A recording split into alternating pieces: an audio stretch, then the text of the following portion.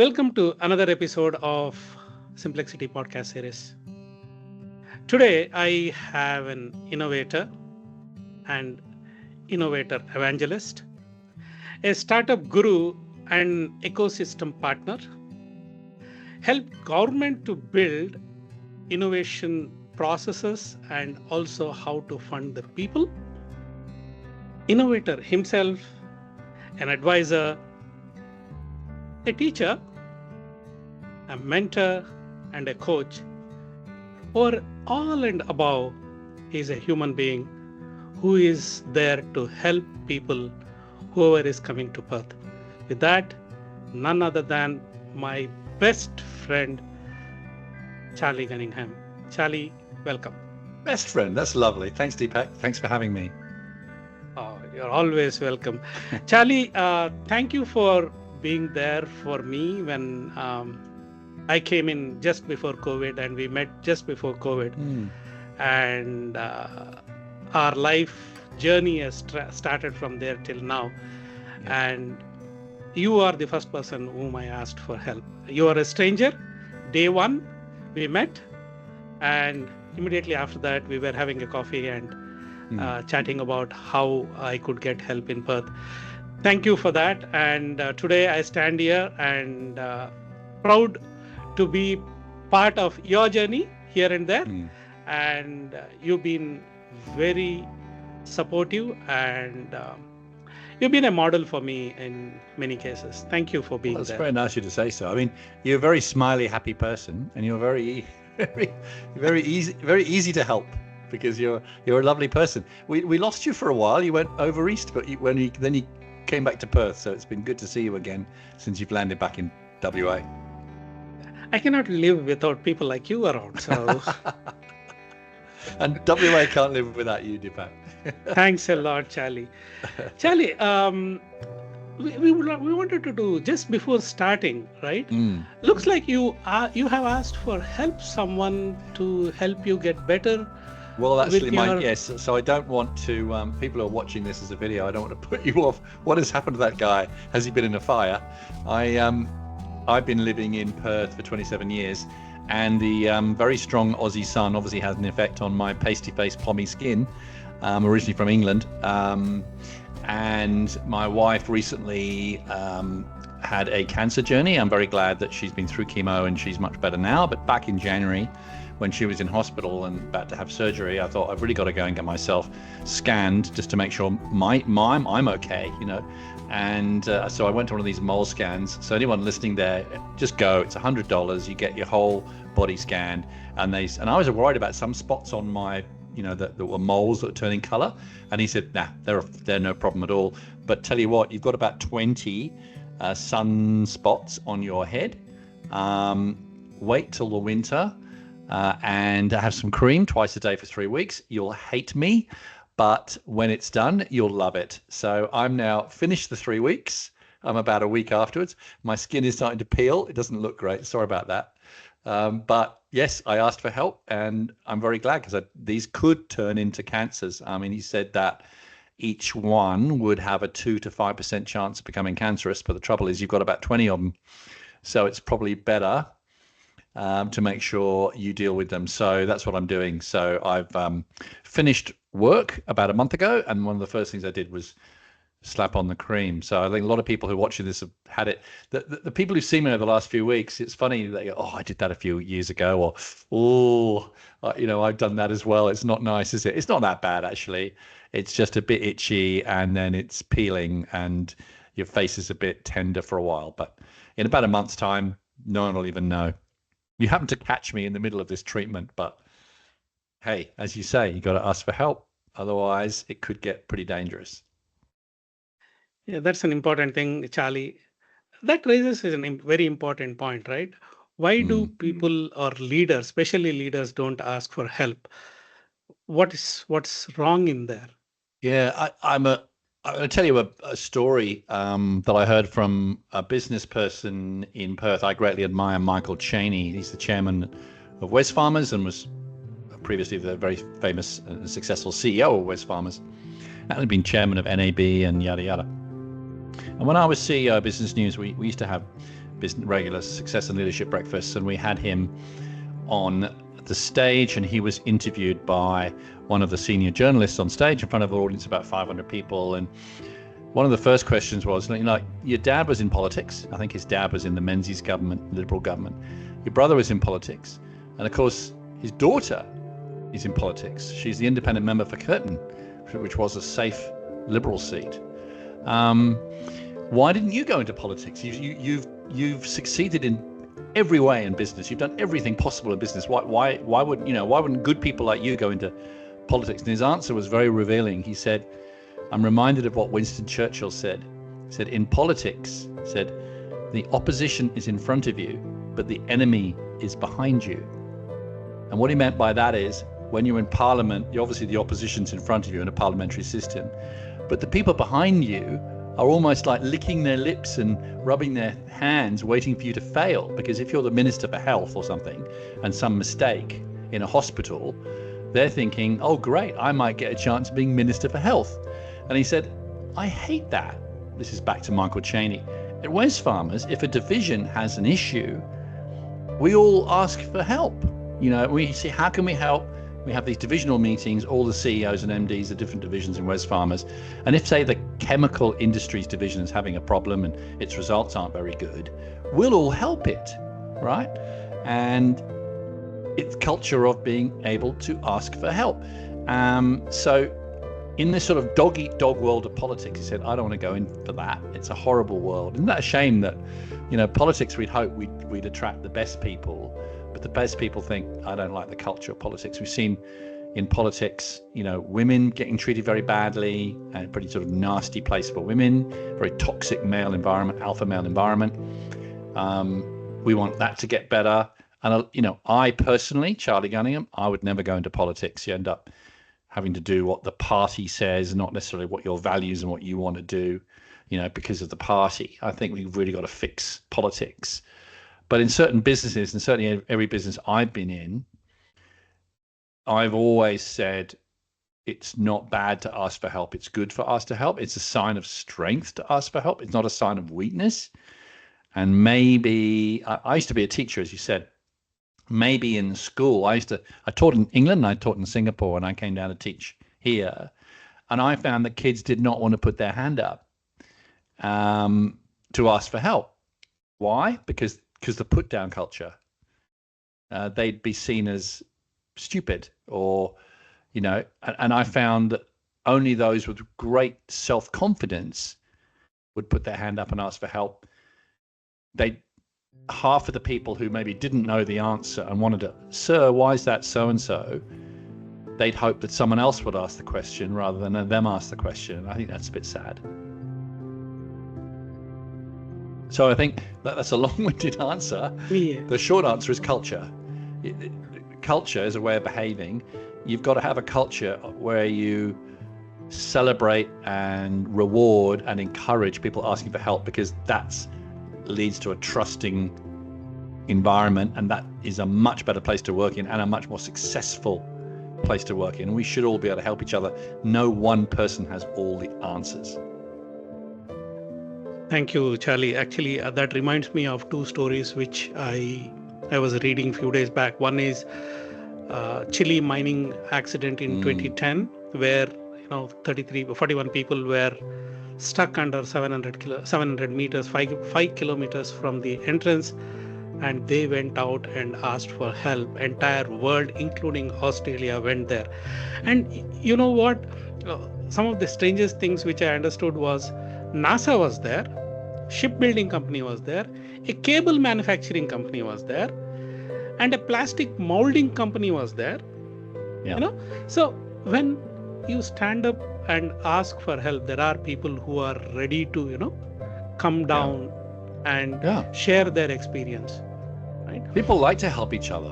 What about those Thai schoolboys stuck in that caves a few years ago? Similar story, right?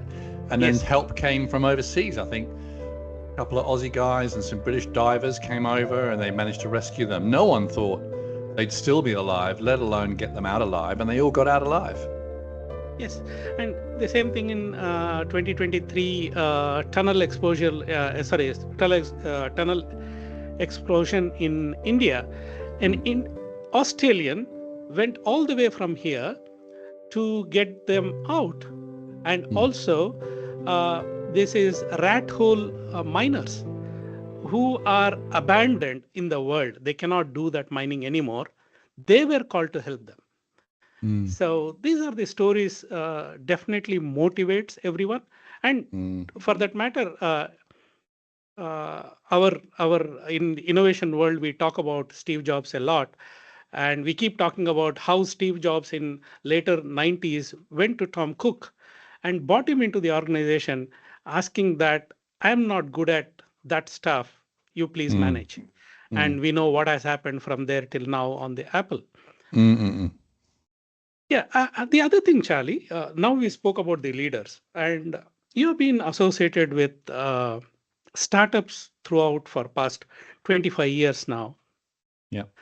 There, the biggest challenge what our startups have is putting their hand up and asking for help and looking when they look for whether they need a CTO or they need a some sort of additional resources coming in, they always shy away telling that maybe someone is taking off my IP or something like that. So how do we deal with that? Had the same situation when I set up my startup. So I went from being a school teacher in England, Singapore, and here. So 13 years as school teacher, teaching economics and business, but not being in business.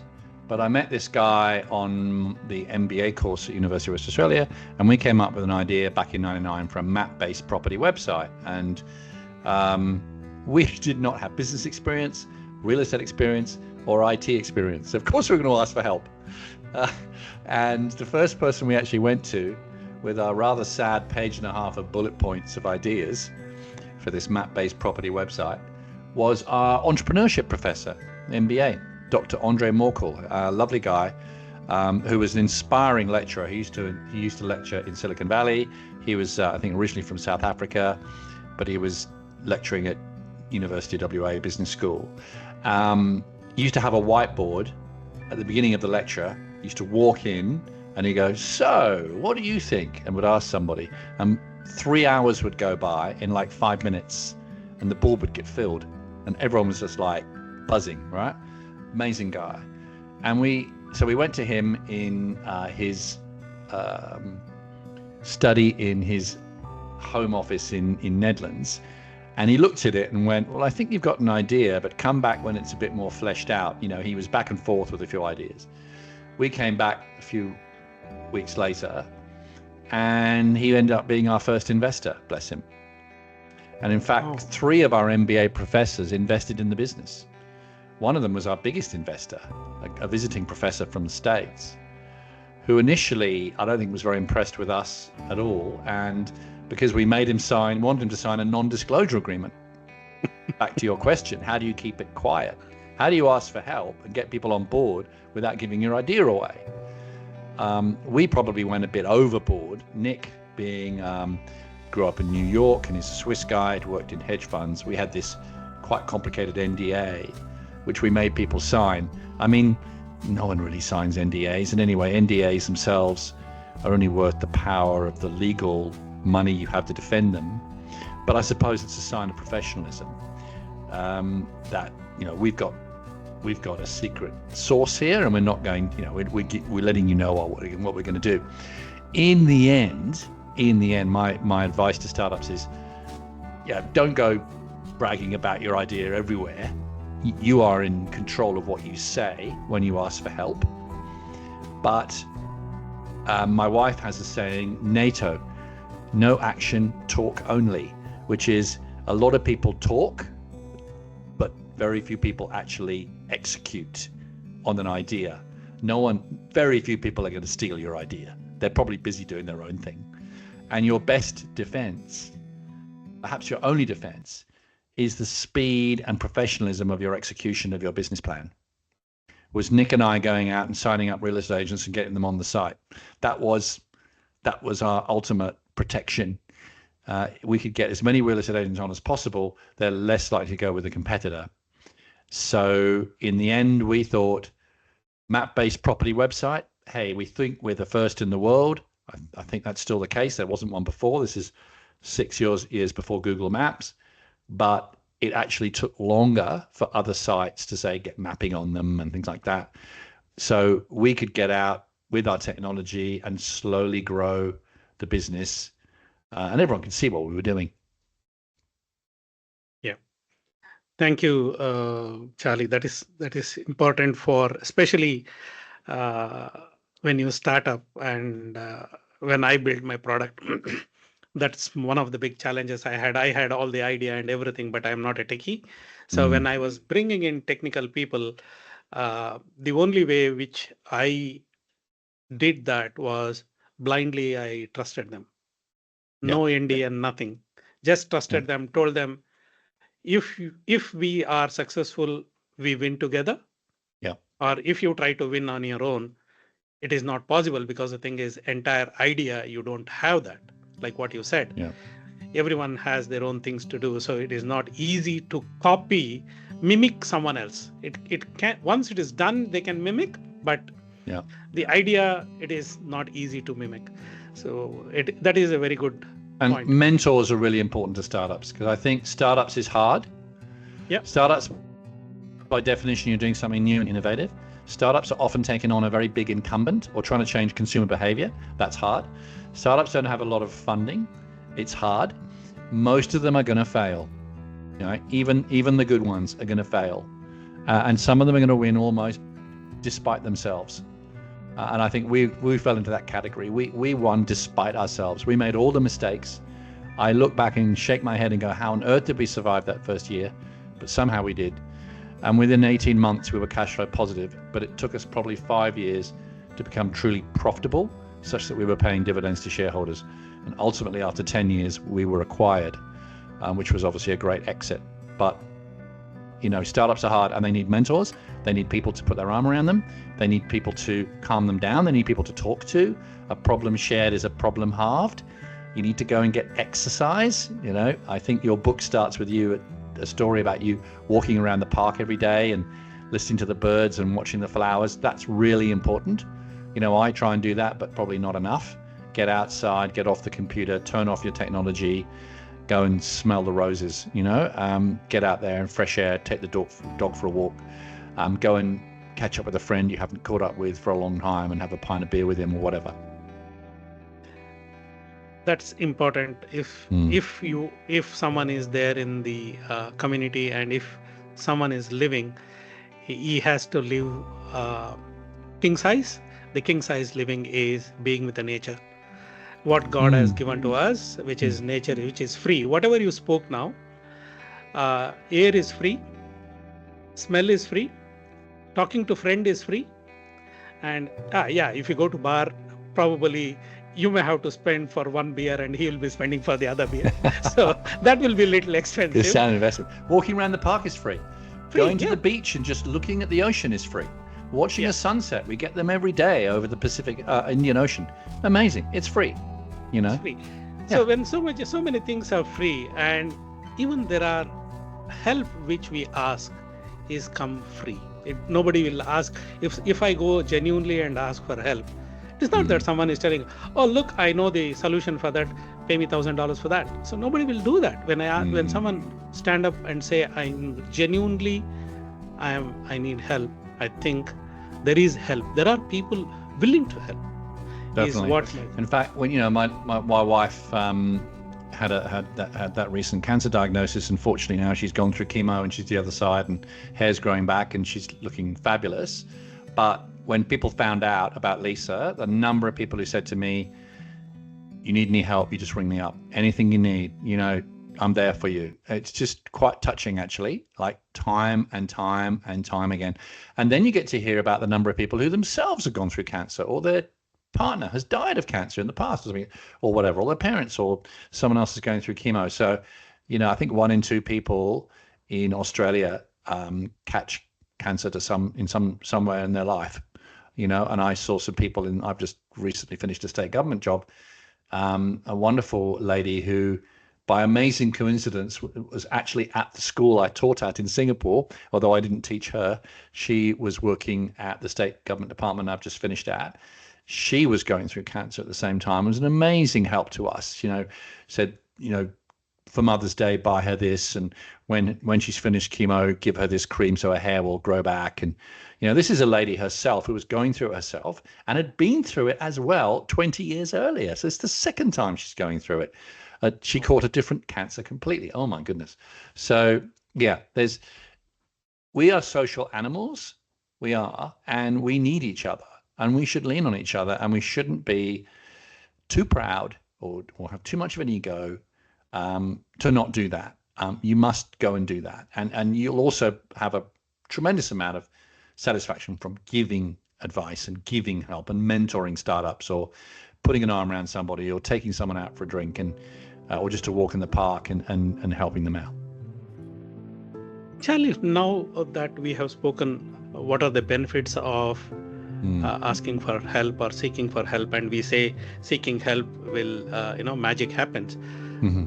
What are your suggestions for the people, those who are struggling there, to come out and talk about it or take help? So what do you tell them? How do they motivate themselves to get out and seek for help? Yeah, I know I had to learn this, the power of networking. And slowly over the last, 20 years, I've learned how to do it properly, I believe, not in a salesy, sleazy, working the room kind of way, but I do like going to different events, 2 or 3 a week. I try and go to different ones, and getting a little bit out of your comfort zone. It's good for you. I find that in Perth, everyone's like at 2 degrees of separation. So here's a little tip.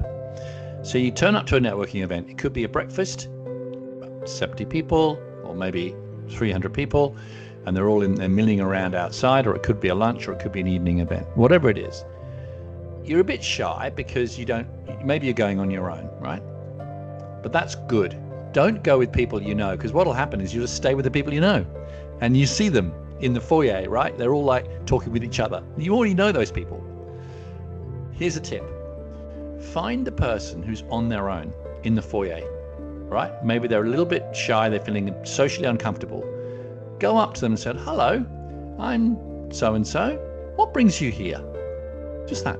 What brings you here? And then the conversation will flow. All right. And you know what? Within about 2 minutes, well, firstly, by the way, they'll be very relieved because you've just relieved them from a socially awkward position. Secondly, you may find that you have a common friend or business. Thirdly, it may be that you'll be able to help them, or they'll be able to help you, right? Just from the conversation flowing. And if you do that 2 or 3 times an event, I used to go away with so much business without even trying. I didn't go there for business, but just by interacting with people, we're social animals. Often I found I learned something new, or I made a good connection, or I could help them, or something like that. Or it was just an interesting chat, So find the person who's on their own and have a chat with them. Do it. It works. And you're opening up to whole new networks that you wouldn't otherwise have. Don't talk to the people you already know. You already know them. Go and sit on a table where you don't know anyone on the table. It's great. Right. And just listen and make conversation. That's a great strategy to start with, especially when we are in Perth. Yeah, that's a nice one. Are there any other strategies which you think where people could leverage your experience? Yeah, I mean, often I've been doing this, right? Now I've got a bit more time. Since I've sort of stopped working and I've sort of, inverted commas, retired, I've been catching up with loads of people, having coffees, and just reaching out to companies that maybe I've worked with before or people I've known.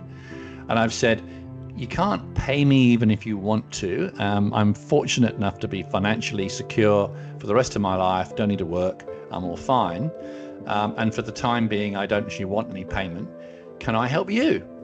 an advisory role or just come and see you? How's it going? Everyone has said yes. I'm filling up my calendar, right? And my wife's amazed that it's almost like I'm back at work again. I'm back writing for business news again about startups.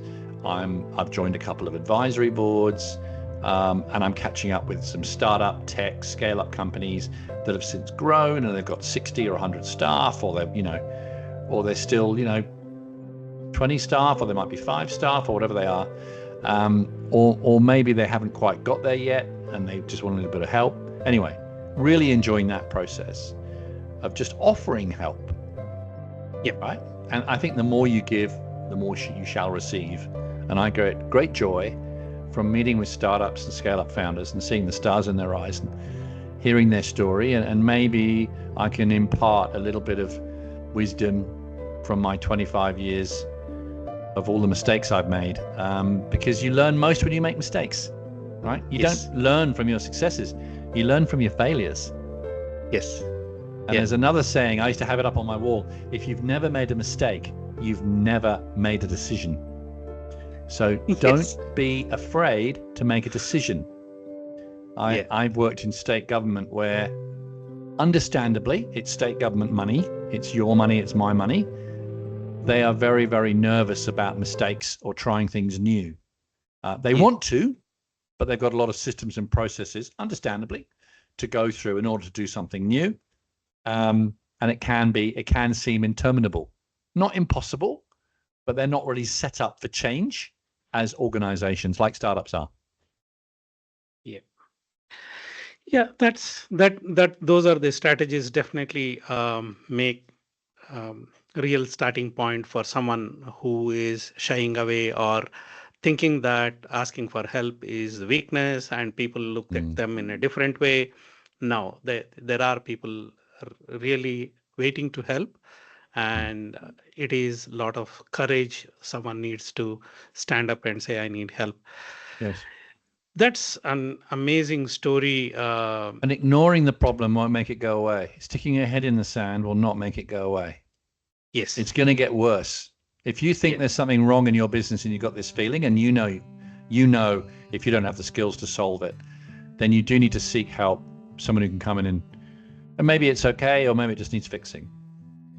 Yeah. The other thing, Charlie, what I keep reading is, if you ask for help and if you don't get help, nothing has changed. That's true. Right? Yeah. Nothing has changed. Yes, right? True. You can go for one more person. Yes. You have a chance to go and talk to one more person. True. I think the fear of rejection is quite... some people can't handle rejection very well. People who are natural salespeople don't care about rejection. They go, I'm going to pick the phone up. He'll say, go away. I'll pick the phone up and do it again to another guy, get slapped in the face, and they'll do it 10 times, get slapped in the face 10 times. They'll pick the phone up. Whereas maybe other people, pick the phone up. Oh, I might get slapped in the face, might say no. I overcame that by going, because I was doing a lot of cold calling to real estate agents, and that can be quite tough, right? Because they're hard-nosed salespeople. This is how I figured it. The worst case, right, is I get them on the phone and they say, no, go away. But one new person now knows about AussieHome.com, my company. So I am now better off than before I picked the phone up. That's the worst case. So the worst case is one new person knows about my business and that I exist, right? What often happened, 50% of the time, is I got a meeting. I didn't sell over the phone. I just used the phone to get the meeting. Yep. Because I could say, have you got some time in your diary in 2 weeks? In the next 2 weeks? Who doesn't have time in their diary in the next 2 weeks? Of course they do. Right, maybe not today, maybe not this week, but in the next 2 weeks. So don't be too salesy to say, in the next 2 weeks, can I pop round, show you what we're doing? Love to see your business, hear about where you're going, how we can help if we can. That's a much nicer way of doing it. And often I got the meeting, and often if I got the meeting, I got the sale, because they could see I was not an axe murderer and I was actually trying to help them. And in fact, they said to us, so back to my online real estate thing, you don't really sell to us, Charlie. You just come and ask us about our problems. And then you come back and you've maybe solved it. You've developed something that can solve it. All the other people who sell to real estate agents are transactional. They're just trying to sell us something today, whether it's a new type of magnetic calendar for fridges, or it's a new type of, I don't know, signboard, or photography, or we'll do your floor plans or whatever. We were more like, go and talk with our customers and work out their problems and then see if we can solve them. They really love that. What a signal that sent to our team and to our customers. Yeah. Yes, Charlie. True. What you say is, worst thing is you get one more client. Worst thing is you get help. Worst thing is you have an option to start again and go and look for that. Worst thing is you can help. Right? Yeah. So that's the way the and people world are people. revolves. They're allowed to have bad days. So you ring someone up and they got a bad mood. Maybe their daughter was rude to them this morning before school, and slammed the door. And who knows what's happened in their life? It's not as if they're waiting on the end of the phone, waiting for you to call them. You are interrupting them. But in the right way, catch people at the right time, you can get tremendous help. I think fundamentally people are decent human beings. Most people are. Yes. Yeah. I go with what my dad says. Generally, people are good, just that their situations are bad. Yes, exactly. Wise. Right? Very wise. Charlie, we can keep talking about this. I know what I'm trying to look at is the last way is we have a problem, and problem is asking for help. There are benefits of asking for help. Then we spoke about what are the delimiting factors, or the factors which people don't ask for help. We spoke about that. Then we also spoke about what strategies might help some of the people, those who have these problems. Then we also spoke about how people can put that back and practice it again, put it back, practice it again. So this is the model which we are talking to the people today, to seeking for help so that magic will happen. So with that, Charlie, over to you for your final comments on seeking for help. And well, I suppose one thing we haven't spoken about is sometimes you can get bad advice. Yep. So a lot of people jump onto YouTube. I play golf and I slice. I slice because I played a lot of cricket and I've got a very strong left hand, and I push the ball to the right. And I went down to the golf course this morning, and I try to view things on YouTube, but it just makes it worse. Do you know the best? The best is you get the golf coach, you pay for half an hour lesson.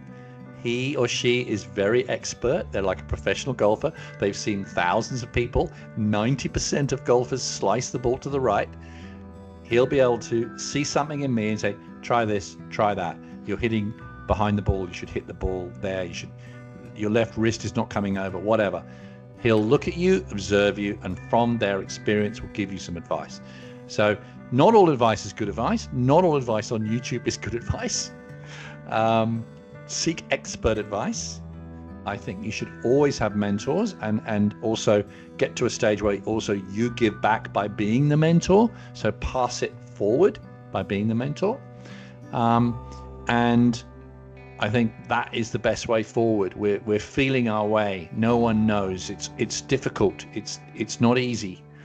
But a mixture of your own passion, will, and determination, and pluck, and the team around you.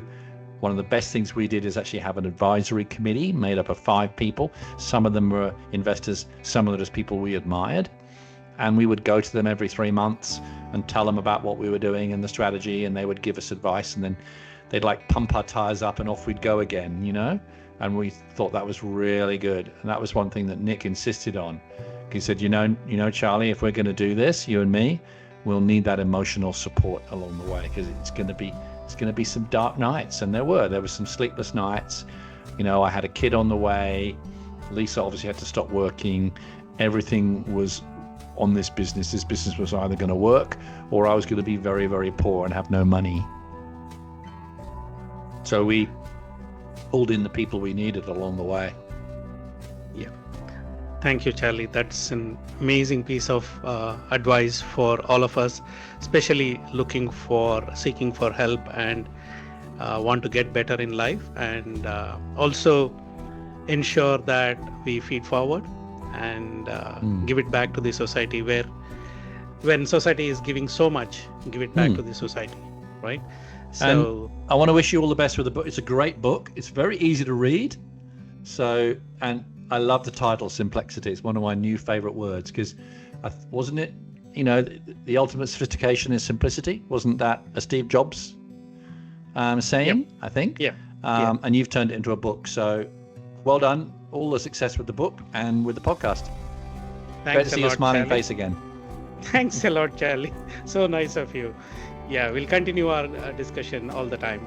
Look Thank forward you. to it.